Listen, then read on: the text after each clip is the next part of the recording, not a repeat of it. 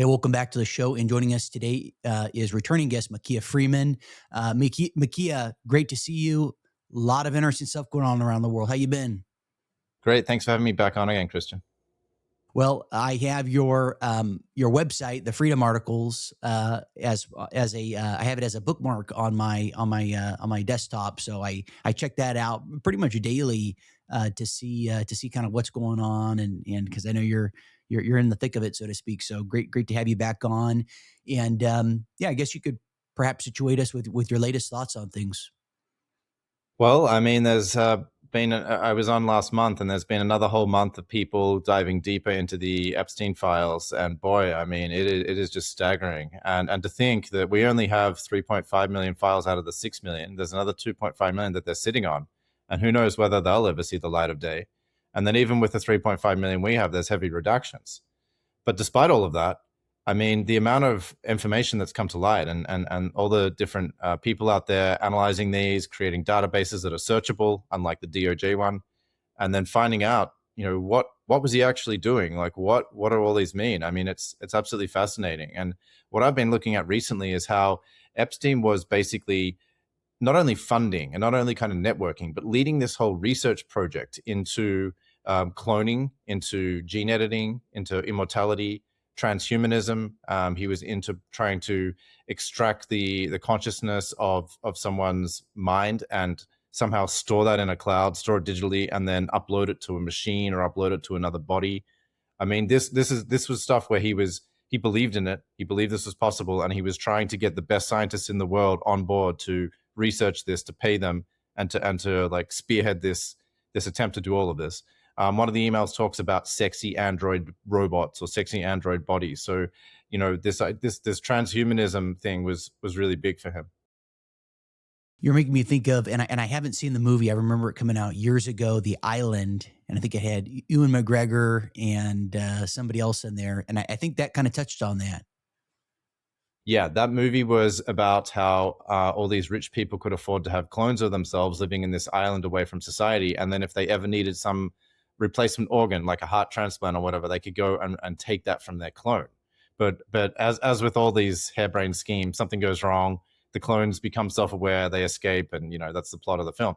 But interestingly enough, there's an Epstein survivor called Julia Bryant from South Africa who talks about how she met Michael Bay, who's the director of that film, numerous times on Epstein Island. And so, in her opinion, this isn't just science fiction. This often is what happens when they make movies or they release something maybe in a book form. They're actually telling you what's really going on, but they dress it up as fiction so that it's plausible deniability. And people, when people bring it up, they say, "Oh, you're crazy. That's just a film. You're just confused. You're just, talking about what's in a film." Well, no, actually, this is what they're doing in secret, often in the underground bases. Yeah, that's what I think is so interesting about film and books, et cetera, is how you can write about things cryptically and without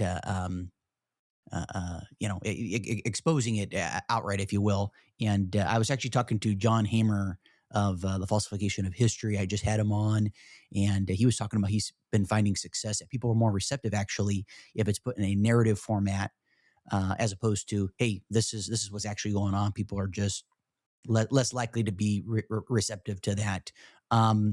Okay, so as far as I get, if you want to cover more if you'd like to cover more on Epstein stuff, we could do that. Or if you want to talk about perhaps some of the things going on over in the Middle East, we can segue there as well.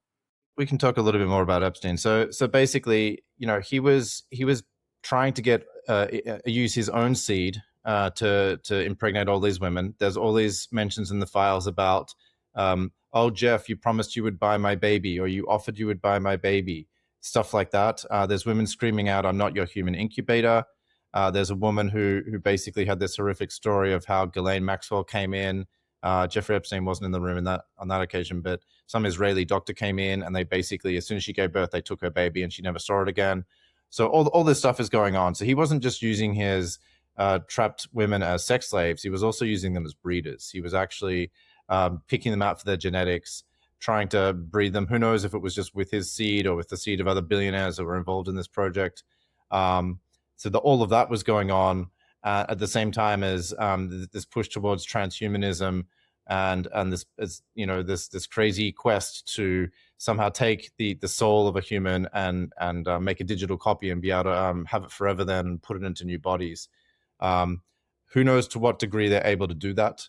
I mean, I'm still researching it, but it does get into what has been talked about going on with the secret military programs, black military operations in the underground bases, and that's where I think this is kind of headed. That's what I suspect is really in the rest of these Epstein files that we haven't seen yet. I believe there's going to be a strong connection between what Epstein was doing, say, at his New Mexico Zorro Ranch property, where some victims, survivors talk about how there were underground levels in labs, and that goes along with what goes on in these underground bases, such as at Dulce, New Mexico, where they do these weird kind of experiments. And it also gets into like possible hybrid programs. There have been a lot of researchers over the years, such as Dr. David Jacobs, who devoted his whole life to it, decades and decades of researching this phenomenon of alien abductions, UFO abductions, and all these different witnesses. I mean, I think in Dr. David Jacobs' case, he interviewed at least 1,100 women. Well, not just women, 1,100 people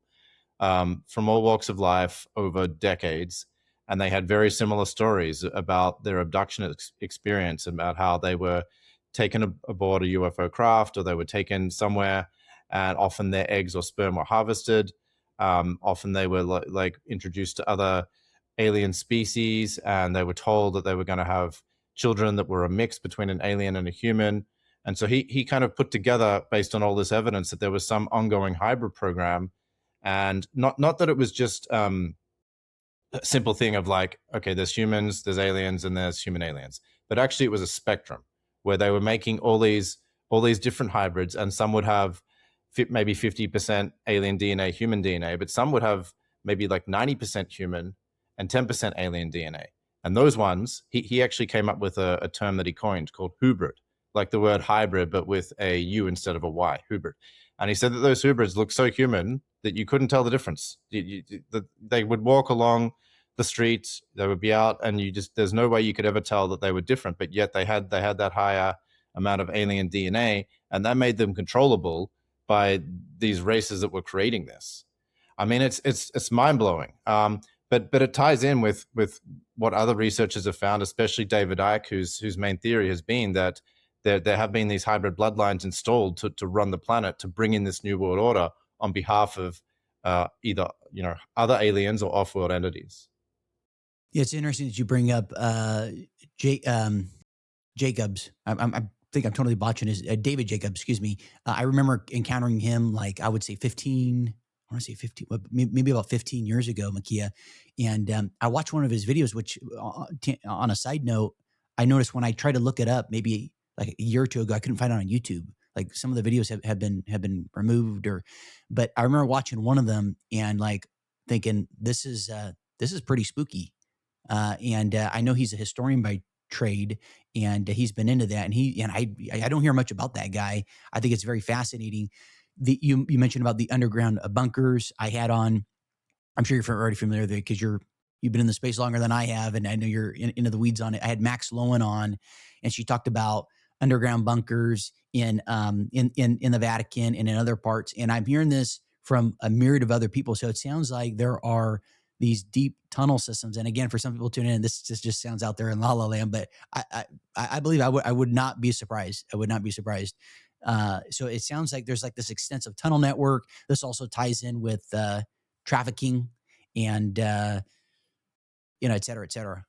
It all ties together because where all these missing children go every year, which is a sickening and horrific phenomenon, is happening worldwide. It's happening in the US. We've got hundreds of thousands, millions of children getting trafficked. They end up in these underground bases where they're sex slaves. They get experimented upon, and then they end up getting used in satanic ritual.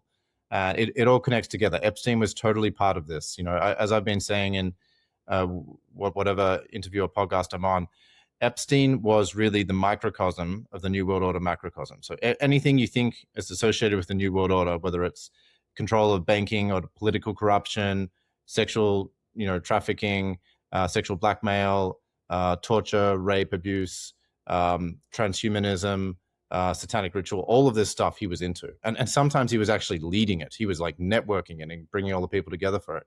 So it's not really surprising that he would also be into things like breeding programs and transhumanism and satanic ritual. I mean, it's all there. You know, he said that he represented the Rothschilds. We know he had a $25 million contract with them at least. He had an ongoing relationship. I mean, there is so many emails between him and Ariane de Rothschild, for example. She's mentioned countless times. So he was basically like one of their many agents that was really pushing out their work in the world. And you know, to me it's equally horrific, but also I guess a good sign that people are finally able to be just a normal average person is actually able to open their eyes because of these files and go, what? They weren't just taking children, they were breeding children. They weren't just breeding children, they were eating children. I mean, the average person is actually coming to terms with this and going, wow, like I can't believe this is true, but here it is in black and white. There's all these references to beef jerky and this Pizzagate code word stuff. It's all over the files. I mean, we know just in a normal sense, beef jerky is a shelf stable product. It doesn't need to be refrigerated yet. There's all these references in the Epstein files to, you know, do you have your refrigerated beef jerky and all of this? And in my mind, there can be little doubt that they're actually referring to eating the flesh of humans, and blood drinking goes along with the satanic ritual as well. So it's got everything in it. I mean, these files are just absolutely explosive. Yeah, and it's interesting how I don't feel like you hear about it as much now.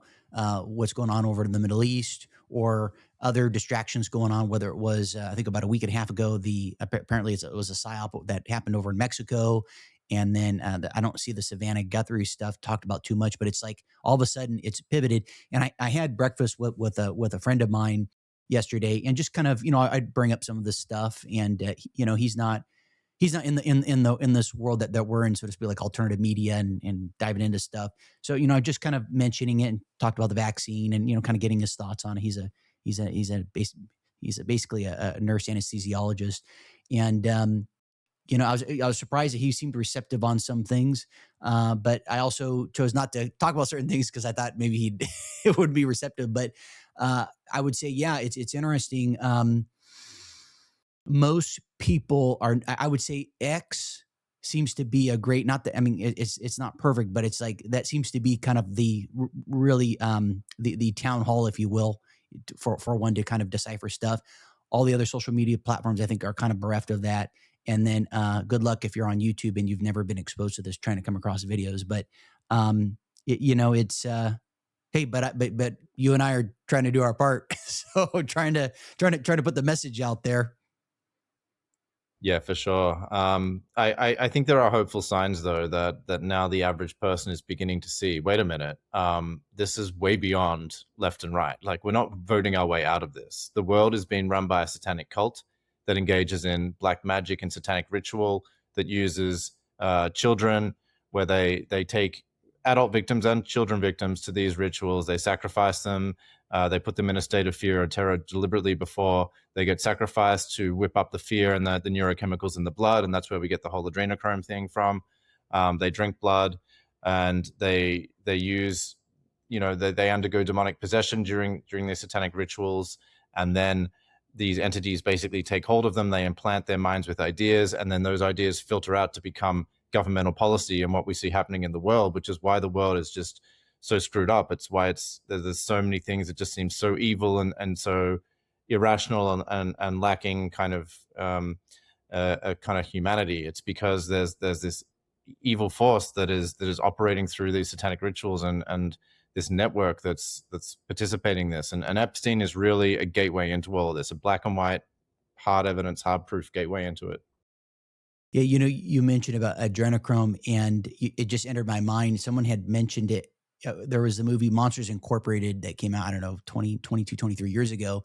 And I remember seeing it as a kid, and you don't think anything of it. And someone mentioned about how that was kind of an analogy for that, wherein, right, these monsters go in, scare the child, and then that scream is then extracted, and that's what I guess I don't know what the thesis of the movie was, but that then fuels society. So I thought, wow, that's kind of interesting. That is kind of like kind of like there's some hidden meaning here that they let us know, hey. Yeah, hiding the truth in plain sight, for sure. I mean, it's pretty blatant, isn't it? Because the monster's job is to, well, one of them goes in and acts as scary as possible, so it's just the use of fear, and then the child lets out a scream, and then the other monster has some kind of can device where he captures it and then takes it back to the monster world, to the other realm. I mean, that's exactly what's happening. They're using fear all the time. Whenever you open up a newspaper, these days people don't really do that, but whenever you look online or you access, however you access media, you're given that the stories, there's always fear pushing the stories. You have some reaction, and then they use that, they live off that energy. And this gets into, what the Gnostics perceived as the archons, the entities that they're outside the normal band of perception, but they're the ones involved in the satanic ritual, where they're the demons that are controlling people's minds, influencing people's minds, and invading us psychically or telepathically, putting thoughts of fear into our mind. And then whatever emotions we have in response to that, whether it's fear, terror, disappointment, loneliness, sadness, grief, whatever it is, harvesting those negative human emotions as real energy. And so that's where the conspiracy becomes, much more esoteric. It's not just about this country or that country or this bloodline or that person. It's really about a spiritual battle. It's about looking at, are we being invaded psychically, and what can we do to regain our own mental sovereignty in all ways, so that we're not susceptible to these satanic thoughts, these wayward thoughts, the fear that comes in, and each person having to kind of do their work to improve their own mental health and their own sanity, and to be more resistant to that. That's really where the solution to this whole conspiracy comes in. It's not just about what we do in the outer world, how we organize society, or how we organize our banking and money and things like that. I mean, yes, they're important, but it's also the inner work. How can we regain control of our own mind and our inner sovereignty? Because when each person does that, then as a whole, as a collective, we become less susceptible to this stuff. Yeah, I've been trying to eat more clean. This is very tangential, just trying to eat more clean, and very intrigued by the literature and things people put out as far as like your pineal gland, and just detoxing more. And but surprisingly, when I go and visit people, whether it's family or friends, people just seem kind of chill, nonchalant. I have another channel where I talk about, which is more exclusively focused on financial markets, and the people that I brought on, the experts, postulate that that this current war that's going on in over in the Middle East is okay. It's not really going to do anything. You don't hear anything as far as, hey, being prepared, or positioning yourself in a certain way. It's just kind of like people are kind of I don't know, laissez-faire, or just more kind of nonchalant about it. Well, yeah, we can talk about that now. I mean, I think this is a very dangerous period for humanity. Very dangerous. This has all the markings of something that could become a regional war, and the late Ayatollah Khamenei actually predicted that. He's like, if Israel attacks the Iran again, it's going to become a regional war, and we already have Iran hitting all these American bases in the Gulf. So there's at least like 8-10 countries involved. Maybe it's even a few more than that at this point. And now we have some European powers like the UK and France saying, well, like, we have some bases like in Cyprus, and in France's case in the Emirates, so we need to defend those bases. So we've got potential nuclear European powers being pulled into it. We've got all the Gulf Arab states who are kind of caught in the middle. Iran is hoping that they're going to put pressure on the US and Israel and say, hey, you guys aren't defending us, or like, you launched attacks from our bases. I don't know if they're going to do that. It actually looks like they're more angry at Iran. They may get involved, who knows? And of course, you've got the US and Israel that are just going, they're fully controlled by the satanic cult, and they're just going all out to attack. And they don't, it doesn't matter what international law is, it doesn't matter what self-defense is, it's just an all-out attack. And then we have Hezbollah in Lebanon that have officially entered. I suspect it won't be long before the Houthis in Yemen enter, if they haven't already. We've got militias in Iraq that are sympathetic towards Iran. So, I mean, we've already got a regional war here. It's and if this settles into some long war like the Ukraine war and takes months/years, it really could be a World War III scenario. And what could even make it, more than that is just the whole holy war angle, about how each side seems to be whipping up the fundamentalist religious ideology of like, oh, God is on our side, and this is our cause is just, and our cause is divinely blessed, and we need to eliminate the enemy and all this nonsense. I mean, because every side says that to itself, and you've actually got three sides here. You've got the Jewish fundamentalists, Islamic fundamentalists, Christian fundamentalists, and I did a video recently just on my site about how Hegseth and a lot of the top U.S. military commanders were bringing in Jesus and God to this and saying, pray that God supports our war, and this could be the return of Jesus if we do this, and they're bringing in Armageddon, and like it just gets into like all this prophecy and nonsense. And to me, this is just complete like superstition. This is just basically trying to bring in some kind of justification, religious authority, or fake justification to bolster what is basically just a completely unprovoked attack on a sovereign nation. Yeah, I've been seeing a lot. Someone was circulating a clip of Pete Hegseth, and I think he said something even recently. He mentioned about the third temple, and then there was, I'm trying to think of what else was. I'm hearing about Reza being like the Antichrist. I'm hearing some people mention that, and then what else was I coming across? Obviously, the Strait of Hormuz. It looks like that's been closed, so we're going to see, I assume, a lot of prices go up. They'll try and tap into, I guess, our strategic oil reserves here in the U.S. And I think groceries and I mean, shit, I go to the grocery store. I'm like, what the hell? I'm paying X amount for this. This is crazy. Things are going to shoot up in price all over. And so, and then I think wars are easy to start and they're a lot more challenging to stop, especially when there's a profit incentive. So I think this is easily going to turn into a Ukraine 2.0, if not bigger. And yeah, I think it's very alarming. Yeah, let me talk about Hegseth for a minute. So he's made his way somehow to the top post, the Secretary of Defense, or I guess Secretary of War as he calls himself. But he's one of these people that belongs to this Messianic cult that's really running Israel and it's running the world. And they're basically fanatics. They want to have control over all of Palestine, and they particularly want control of Jerusalem and the site where the Al-Aqsa Mosque is, Dome of the Rock. They call it the Temple Mount, and they want to rebuild their third temple there. And these crazy lunatics actually have gotten hold of Israeli policy, they've gotten hold of US policy, and they're pushing all of this. And it's not just Jews themselves, because there's this whole, millions of people that are Christian Zionists. And so they have the pastors on their payroll, people like John Hagee, who's constantly pushing out fear propaganda, saying that, Israel has to be blessed. And, and he's got millions of people he's influencing, and they've got other pastors like that doing the same thing. And, but basically, Hegseth, there's a famous clip of him where he's talking about how there was a miracle in 1917, there was a miracle in 1967, there was another miracle in 2017, and now we're going to rebuild the third temple.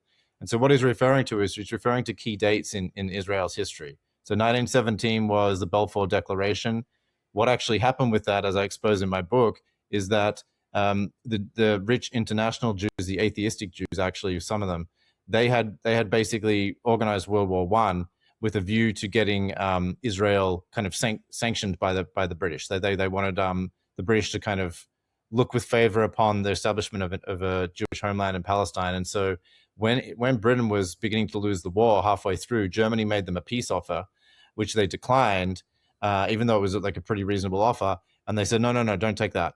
Basically, here's what we're going to do. We're going to get the US in on your side, and that'll sway the balance. So you'll win the war. But in return for that, you need to promise that we can have a Jewish homeland in Palestine. And so that deal was done behind closed doors. Then we had the Balfour Declaration in 1917. And then a year later, the Allies with Britain and America won World War I, as we know. And so then, World War II was about the furtherance of this plan, maneuvering Adolf Hitler into power, who was a bastard Rothschild, actually. He was totally propped up, as were the Nazis. And meanwhile, there had been a revolution in Russia, the Bolshevik revolution. So they had brought into power basically a certain kind of ideology and regime in Russia and another one in Germany. And then they set those two against each other because they knew that they were incompatible at opposite ends of the spectrum. And the bulk of the fighting in World War II was actually not from America or France or Britain. It was between Russia and Germany. They slaughtered each other in all these battles along the Russian front until Russia, actually in the end gained the upper hand. But all of this was with a view to subdue Germany, but also to create Israel once and for all. And so when Hegseth is referring to these key dates in history, he's actually showing what a Zionist he is. So we had that 1917 key date. In 1967, that was another date he mentions. That was when we had the Six-Day War and the infamous false flag attack on the USS Liberty, where Israel just started bombing an American ship, pretending it was Egypt, trying to get away with it. People didn't fall for it, but lots of people, American soldiers got killed, and it was actually Russia, of all countries, in the end, that helped some of the sailors get off that ship and survive, even though some died. They didn't get they wanted the US to basically go in on the side of Israel and attack Egypt. They didn't get that, but they did create a lot of havoc during that Six-Day War. That was 1967. Then Hegseth references 2017. That was when the US under Trump, the first administration, recognized they moved the embassy to Jerusalem, which a few other countries did as well. And that is just another, slap in the face of the Palestinians. It's just giving more authority and weight to Israel taking over the land there, even though they're occupied territories. So Hegseth is totally on board with this Third Temple agenda and the Greater Israel project of Israel taking over all this land from the Nile to Euphrates, and that's what's really pushing this war. And what's crazy is when people are asking questions to Rubio or Hegseth or Trump, three of the top men in the administration, they're contradicting each other and they don't have straight answers. And so it's bad enough that Trump already did this, which is a violation of his authority. He did not get congressional approval for this war. He just attacked someone. He lied and said there was an imminent threat from Iran when there was no imminent threat. So he tried to use the doctrine of preemption, but there was no imminent threat. This was a completely unprovoked attack. And then he doesn't even have the calculation to have a plan to know what he's going to do with it or why he did it. Because then when people are asking, okay, what's the point of this? We have all these contradictory comments. Someone's saying, well, it's regime change. Someone's saying, no, actually, it's not regime change. We're going to, destroy their Navy, destroy their ballistic missile program, and make sure they can't get a nuke. Okay, but Trump had insisted at the end of the 12-day war in June 2025 that he had, quote, completely obliterated Iran's nuclear program with Operation Midnight Hammer. And everyone at the time was like, we don't buy this. This is complete nonsense. This is propaganda. And Trump's like, no. And the administration doubled down. It's fake news to say otherwise. We have completely obliterated Iran's nuclear program. And we have footage in March 2025 of Iranian generals saying we knew that this was coming. We took all our enriched uranium and we hid it underground in deep underground bases, which Iran has plenty of. That's a very mountainous country. They got plenty of bunkers where they can hide stuff and can't get bombed.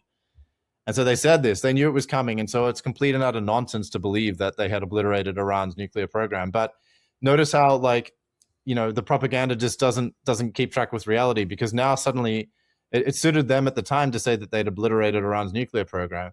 But now it suits them to say that they hadn't and that they still need to go back and do it. So they can't keep their story straight. What was very telling was when Rubio was interviewed and he let slip that actually what was going to happen was Israel was going to go ahead. Israel told them, we're going to go ahead and assassinate Khamenei, and we're going to attack Iran. You either come with us or you don't. But either way, you basically, U.S. military, you're going to get dragged into it. And Rubio's like, well, Israel was going to do it anyway, so we decided, we might as well do it alongside Israel. And I mean, it's a staggering admission if you think about it, because, yeah, people like you and me and people in the alternative media, we know that Israel has the U.S. Totally under control and under their thumb. But I mean, for a Secretary of State who's basically like the equivalent of the foreign minister to admit this openly, that their policy is just completely hijacked and they have no say in it. They're being told by Israel, this is what's going to happen. You either come along or you don't. But actually, if you don't come along, you're going to get dragged into it anyway. I mean, it's staggering. And then Trump tried to save face the next day by saying, I'm in charge. I'm the alpha male, and I forced Israel's hand. And it's complete nonsense. He is completely controlled by Israel. He going back in time when Trump was rising up in power in the 80s, he was hanging out and rubbing shoulders with the Jewish mafia there in New York with all the real estate deals he was doing. He was on Robert Maxwell's yacht, who was the Mossad spy, father of Ghislaine Maxwell, who introduced Epstein into the whole Israeli intelligence circles in the first place in the 1980s. Trump was there right from the start, friends with Epstein, best buddies. They were hanging out for 10 years, 15 years in the 80s and 90s. So Trump's been there right from the start. He is totally owned by this cult, by this network, and he can put on all the bravado he wants to pretend that it was really his decision, but we know that it's not. And we know that basically if he tries to stand up against Netanyahu and the Satanic cult, they've got 1,000 ways they can quickly bring him to his knees, including all the blackmail material they have on him in the Epstein files. Would you say he himself has participated in these rituals? You know, it's hard to say if he's participated in the rituals or not. I would suspect probably not. I mean, I haven't seen evidence that he has, but there is plenty of evidence that he was completely raping young girls, 13, 15, 16-year-old girls alongside Epstein, happening at the same place, either in Florida or in New York. The Epstein files contain this. They contain many, many witness testimonies talking about how Trump raped them. And I mean, it's horrific stuff, but it's there. They didn't redact it. And I mean, if it had just been maybe one or two, you could say, oh, people could be making this up. But we have many, many testimonies saying the same thing about Trump. Yeah, I'm blown away when I hear that Trump is playing 3D chess, 5D chess, what have you, and that he is against fighting the city of London and fighting the global forces and this. And I'm just like, wow. I don't know how you come to that destination. It absolutely blows my mind. Well, you see, Trump is a very good salesman. He's a very good marketer, and he developed his whole Trump brand and his real estate dealings, and then TV reality shows and all of this for years. So he knows how to market. He knows how to sell himself in the media. He's very good at that. But what he was also very good at was hiding his connection to this cult.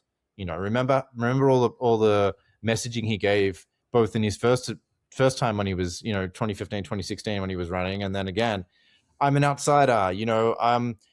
And then he would even hint when you put things in like, we're going to stop income tax, we're going to investigate 9/11.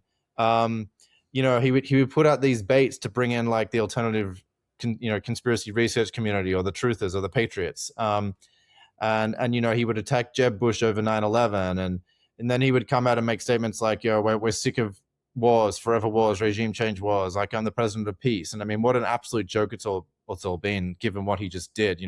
Went out and just attacked Iran like this. I mean, he's an absolute liar. He's a narcissist. And like I said, he did a very good job of hiding his ties, because it took me a while to learn this as well, but I've come to learn, wait a minute, right from the start, Trump was rubbing shoulders with all these Jewish mobsters through his father, Fred Trump, and all these real estate deals. Fred Trump actually donated land in Brooklyn for Jewish centers. So they were, his whole family, his father, they were all connected to the Jewish mobsters from the start. And actually, one of Trump's mentors when he was a young man was none other than Roy Cohn. And for those listeners who don't know who Roy Cohn was, he was involved with Senator McCarthy in all the kind of the Red Scare of like calling everyone a communist and the witch hunts over that. And this is something I've actually noticed about what these Jewish supremacists do. They often try to kind of hide their own control of the US, and they come up with a scapegoat, a victim. And in this case, it was the communists. And they were like, we've got to get all the moles out of government. We've got to get all the communists. And yeah, I mean, I don't think communism is a great system ideology for sure. But the point is that if you dig deep enough, who was communism invented by? It was the Rothschilds again. It was this same satanic network that came up with this ideology through their agent Karl Marx and then spread it out, and it took root in Russia and China and all of that. So they're actually behind it. And then if you look at like a more insidious form of it, the cultural Marxism, that came out of the Frankfurt School, again, which can be traced to the Rothschilds in this same cult. So they're the ones that are inventing these ideologies that then take root in governments. And then they're turning around and saying, oh, we have to oppose this ideology, which is the classic divide and conquer kind of scheme. But anyway, Trump's mentor was Roy Cohn. Roy Cohn was involved with Senator McCarthy in these original, communist witch hunt hearings. But Roy Cohn was like a fixer. He was one of these hard-nosed lawyers. He was an incredibly, people say, you would not want to get on the wrong side of this guy. He was very mean and nasty, and he would threaten to sue anyone into the ground who didn't go along with his agenda. And so basically Trump kind of hired this guy, and then they would go around New York And anytime Trump met any obstacles, he would just set Roy Cohn onto him, and Roy Cohn would threaten to sue this whoever was in Trump's way, sue them into the ground. Roy Cohn was also in charge of a whole pedophile boys network that he was using to blackmail people. So he was kind of like an original Epstein, not the original. I mean, I think there's been a lot of Epstein-like figures throughout history, but Roy Cohn was connected to this Jewish mobster group and running sexual blackmail rings. I don't know when this started, probably in the 70s and 80s. This was going on for sure. So Trump's always been part of this network. That's what he's done a really good job at hiding. Like, he's pretended that he's not, he's not part of the deep state, or he's not rubbing shoulders with this New York elite, but he always has been. And somehow he did a brilliant job marketing that and hiding that. And actually, not only has he been part of like the same networks as like the Clintons, they're playing golf together and stuff like this, but I mean, he's part of these really, people that are really part of the higher echelons of the satanic cult, like that are really part of Israel First and all of this. And then on top of that, we have the fact that when Trump was doing all his casino stuff, he, at a certain point, he was in big financial trouble, and he got bailed out by the Rothschilds via Wilbur Ross, who was kind of like a banker that was in charge of like bankruptcies and like refunding people out of bankruptcy and takeovers, that kind of stuff. And Wilbur Ross ended up funding him and bailing him out. And so he basically owes a debt to Wilbur Ross and the Rothschilds, and he made Wilbur Ross his Secretary of Commerce in his first administration. So like, all of this is actually information that's out there. You can find it, it's available, but Trump has done a great job of hiding it up to a point, but then it became a lot more apparent this second time round when he was running, when he started taking all this money from Miriam Adelson and Sheldon Adelson. Sheldon Adelson has died now, but they gave him hundreds of millions of dollars. And he even kind of boasted about it in certain speeches. He's like, Sheldon Adelson used to call me up and say, I want, this is what I want. I want this for Israel. And he's like, oh, all right, fine, I'll give it to you. Like, I gave Sheldon Adelson the Golan Heights, and this is just a complete open admission of bribery, that he took all this money from these Israel firsters and then let his foreign policy, let his decisions get captured by this group. So here we have it. Trump is again beholden to this group. He's allowed them to pull America into what could be a disastrous war. And there are some signs that Trump has actually wanted out. We're only in like day 6 of this, but there was a report a few days ago that Trump was trying to talk to the Iranians, maybe through Italy, and Iran was like, no, we've had enough of this. You basically deceived us a number of times. We were negotiating in earnest, in good faith. And while we were negotiating, you attacked us. And I mean, it's so sad to see what the US used to be when you go back in time. There used to be these principles of like standing up for the sovereignty of other nations and being a force for good in the world. And now it's been totally pulled down to this level where it's the Israelification of US foreign policy. And this whole idea of a decapitation strike and assassination is straight out of an Israeli playbook. That's 100% Israeli tactics. That's what they do.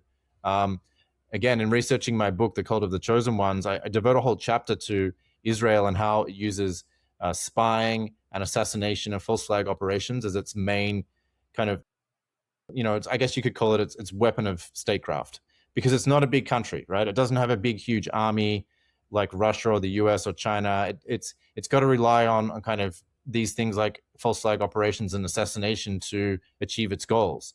And actually, the Israeli assassination program has become so vast that, according to a 2018 book by an Israeli insider journalist called Ronan Bergman, he wrote a book called Rise and Kill First.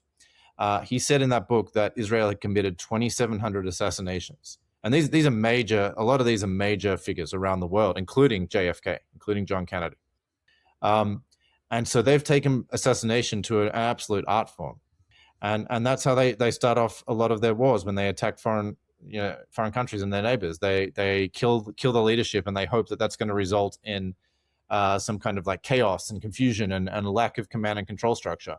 It doesn't always work like that, and it's actually not really working like that in the case of Iran. But this is how they do it. And so to see the US somehow like get pulled down to this level, to this evil level, and then actually go and attack a country starting off with this kind of approach that they did to kill Ali Khamenei, I mean, it's just gut wrenching, and I really hope that Americans rise up and say enough is enough. Um, I mean, to see the Israelification of the country happen like this, it's a really sad day for America. Yeah, I suspect that it will take great discomfort and challenges for Americans to be more vocal. I think when people are struggling to provide for their kids, I think that'll be the straw that breaks the camel's back as it relates to people being more vocal about what is going on in the world, et cetera. And yeah, it's very yeah, it's very disturbing what's been going on. And I want to comment. I find it amusing how the current regime in office, I mean, the U.S. office, in that they're trying to posture themselves as being humanitarians, talking about the incidences going on over in Iran, and apparently numbers have been conflated. I guess a month ago or two prior when those protests were going on, but there was nothing about atrocities going on in Gaza or in assassinations carried out. So completely biased. Yeah, yeah, and I mean, one other interesting perspective on this is look at how the general kind of I guess the way the US conducts itself and the general I guess mindset of the public has changed. Because if we go back, say, 35 years ago, say to like 1990, it's 36 years ago. Well, the US was still doing its normal imperialistic tricks at that point. And George Bush Sr. was in power and he was launching the first Gulf War. But he at least went through the pretense of trying to get congressional approval, trying to get UN security approval, trying to band together a people of allies. So they put out all this propaganda. Now, it was still nonsense in the end. Like, this was the war that was started by, they dragged in this 15-year-old Kuwaiti girl who was actually the daughter of the Kuwaiti ambassador to the US. And she said, oh, look what Saddam Hussein's doing. He's like killing babies and ripping them out of incubators and just killing them right there. It's horrific. And that turned out to be atrocity propaganda. That was a complete lie. And but it worked. It kind of sold the war. And so then the US invaded Kuwait. But, at least that even though it was horrific and it was war and it was on behalf of Israel, there was still this attempt to try to get people on board, to get Congress on board, to get the UN Security Council on board, to get a group of allies. Then the further we go throughout history, there's been more and more of these US wars, the Second Gulf War, we have 9/11, we have the invasion of Iraq and Afghanistan. And each time this happens, there's less and less kind of support for it. Like there's not congressional approval, but there might be UN approval. Or then there's not UN approval or congressional approval, but there's a band of allies. But now we've gotten to the point where there's no congressional approval, there's no UN allies. There's no UN Security Council approval. There's really not many allies. In fact, there's Western countries like Spain, for example, that are saying to Trump, "Do not use our bases. Like, we don't want any part of this. This is a war of aggression. Get out of here," kind of thing.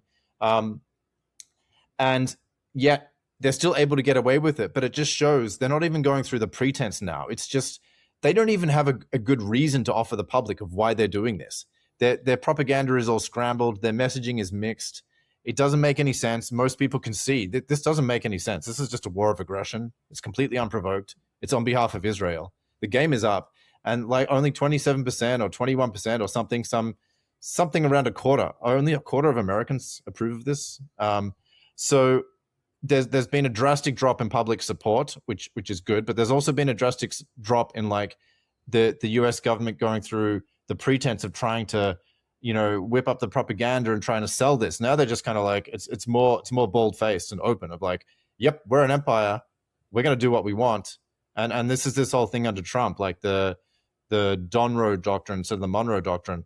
We're going to take Greenland, we're going to take Cuba, we're going to take Venezuela, we're going to do whatever we want. And Rubio going over to Europe just a few weeks ago and saying, hey, come join with us. Weren't those days good when we used to control the world and colonize the world? Come on, like, let's do that again.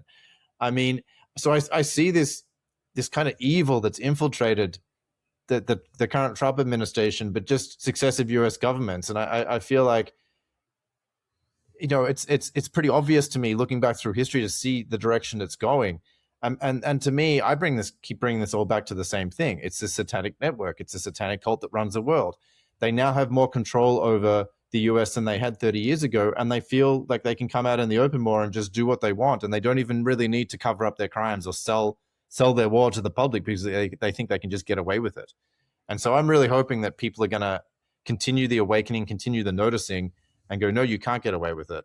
And so I just want to come back to one thing, though. People might be watching this and go, well, hang on, Makia, you said that there was no UN congressional approval, but actually, the Congress just had a vote yesterday and they voted 52-48, I believe it was, to approve Trump's war. Okay, yeah, so that is something.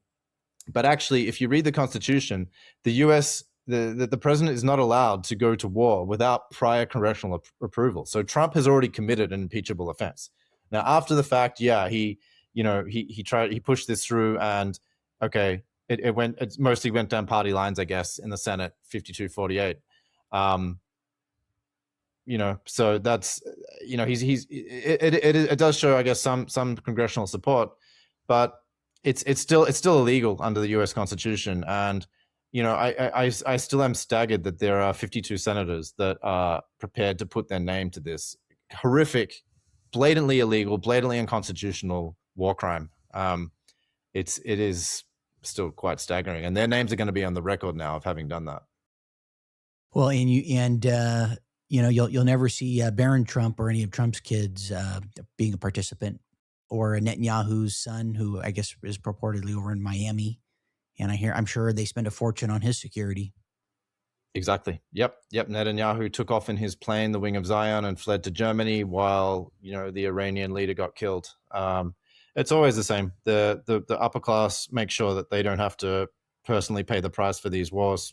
They get fought by the people that sign up, that enlist, and yeah, it's the same in any country. It's a sad situation. And now people in Israel that don't support their government, people in Iran that don't support their government are getting bombed, and we're on day 6. And unfortunately, this thing looks like it's going to be a long war. 100%. Trying to think what else I was going to comment on as it relates to the war in the Middle East. As it relates to Trump and his administration, I'm seeing the 6G legislation or something like that being passed, and there's something with brain chips. I kept seeing articles or posts on that. I don't know if you care to share any thoughts on that you're seeing out there. I haven't seen so many reports recently, but okay. I do know Trump was definitely there trying to push out 5G really fast, and a lot of that was happening during the COVID scandemic, right? Remember how at the start of that they were designating certain businesses essential and other businesses not essential, which is like a made up kind of distinction, by the way, and it's not like that's constitutional or has any legal authority, but they were deliberately allowing all the 5G to get rolled out, even though a lot of people were being forbidden from opening their business. And that's part of this plan, because of the 5G network is a huge increase over the 4G, right? And so they want to have the mobile phone masts, cell phone masts all around, blanketing the whole country, blanketing the whole world. And now it's not just going to stop there. 5G is going to turn into 6G, sixth generation, which is going to be even faster. They're going to be unlocking more frequency bands there. And each time they do this, there's more and more frequencies that are artificial, that are being basically pumped into the areas around cities. And we're starting to live more and more in this electromagnetic soup. And to me, where this is all going is that they're trying to get it to the point where they can start broadcasting out things from these. It could be cell phone masks, but it could be other things as well. And they start to basically influence people's thoughts and feelings. And it's unfortunately, it's not going to slow down under Trump. It's going to accelerate under Trump. And this ties into what we were talking about at the start of this interview with transhumanism, but basically trying to push out all this technology, wearables, ingestibles, and then make all the technology compatible with 6G or 7G or wherever they're going with it, so that then there's more and more direct connections between what they're broadcasting out of their towers and what is inside or on your body, even before we get to like Neuralink and neural nets and all of this, which is where it's going as well. Yeah, I'm also thinking about how I use a program for people that aren't familiar with, creating content and video editing. I use a program called CapCut, and I I had an incident happen a couple days ago where I couldn't use it, and because and even though I pay a premium for the service, their internet connection or whatever on their end, not mine, my internet's great. Basically, could not confirm that I had a pro subscription in order to use certain features that I use when I edit the videos. Now, why am I sharing this? Because this is just a an example of not having custody of something. I do this. I'm basically doing this full time, and so I'm trying to create as much content as I can, and obviously timelines get delayed, that impacts things. And so it was a wake up call to me in that have custody of whatever you need as much as you can within reason. Had I used something else where I didn't need to be connected to them, I wouldn't have that issue. And that is a reminder to me wherein we use all these subscription services, right? To access books in the cloud, to watch movies, to listen to music. I mean, everything. We store all of our information on this cloud when easily one day they can just completely turn it off and you don't have access to any of that stuff anymore.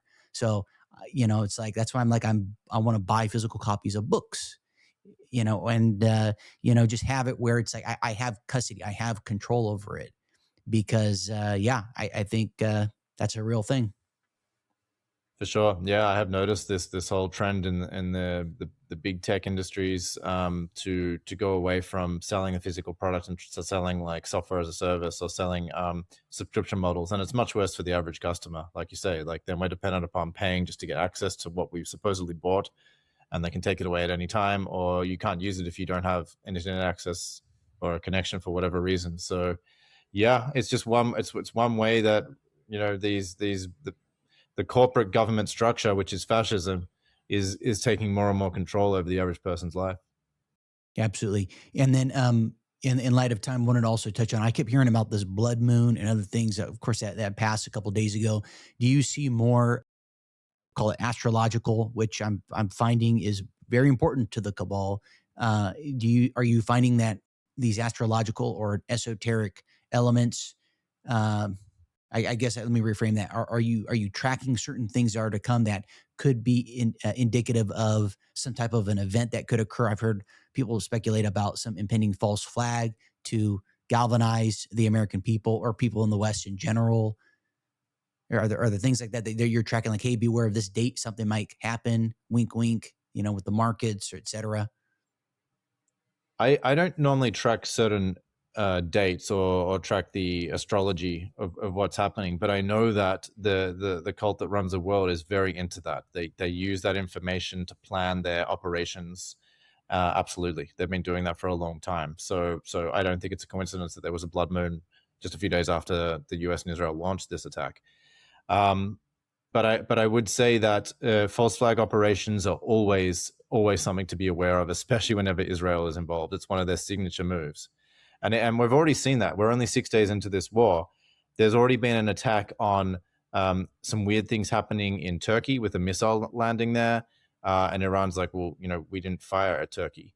So is someone trying to bring Turkey in, which is a NATO ally? We've had attacks on the Cyprus base, owned by Britain in the Mediterranean. Now, that could have been Hezbollah, but it could have also been Israel trying to bring Britain in on their side. There's been certain attacks on some of the Gulf states that may not have been Iran. Iran is obviously and openly said, we're attacking U.S. bases, and we're even attacking buildings where we think U.S. military is housed or CIA is housed. And I think that's actually, in itself kind of a risky thing, because the Gulf states may say, well, we're going to attack you because you did that. Iran's hoping that they're going to go back to the US and Israel and say, hey, you guys, we can't host you anymore because, look, we're getting attacked by Iran. I don't think the Gulf Arab states are going to do that, or they haven't given any indication they're going to do that. But anyway, that's kind of Iran's gamble. But what I wanted to point out was there's been some attacks where Iran's like, we didn't do this. Yeah, we have attacked this and this and that, but we didn't do that. And I suspect that actually what could be happening is Mossad could be involved and pulling off sabotage attacks on Emirati or Saudi oil fields or other things like that, making it look like Iran to anger the Saudis and Emiratis and get them in the war to attack Iran. Tucker Carlson suggested that. Iran has said, hey, we didn't attack the Saudi oil Aramco operation, and that just happened a day or two ago. And so this is something to be really careful about. Another thing is what could be like the supreme false flag operation of the whole war is Israel could actually attack the Al-Aqsa Mosque, the Dome of the Rock, and then make it look like Iran. That could be a huge one that they're planning. I mean, I wouldn't put it past it anything. Remember, Mossad's motto is, by way of deception, thou shalt do war. So anytime there's some kind of attack, we always have to ask ourselves who really did this, who benefits, and investigate before jumping to conclusions.